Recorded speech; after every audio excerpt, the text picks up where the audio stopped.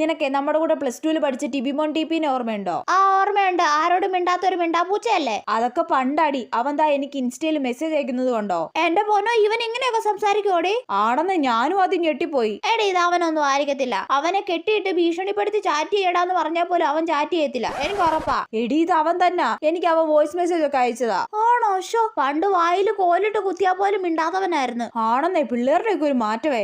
എടി, അങ്ങോട്ട് നോക്കിയേ, ടിബിമോൻ ടിപി അല്ലേ അത്? ആ ശരിയാ, അവൻ ഇങ്ങോട്ട് നോക്കുന്നില്ലല്ലോ. അവൻ കണ്ടു കാണത്തില്ല, നീ വിളിക്കടി. എടാ കൂയ്, ഞാനാ നീതുമോള്. കൂയ്. അവൻ കണ്ടടി, പക്ഷെ അവൻ മൈൻഡ് ചെയ്യുന്നില്ലല്ലോ. എടി, ഞാൻ പറഞ്ഞില്ലേ നിനക്ക് മെസ്സേജ് അയക്കുന്ന അവനൊന്നും അല്ല. അവനാണെങ്കി ഇപ്പൊ എപ്പോഴേ വന്ന് നിന്നോട് മിണ്ടിയാനെ. ചേടാ, അപ്പൊ പിന്നെ ചാറ്റ് ചെയ്തതാരാടി?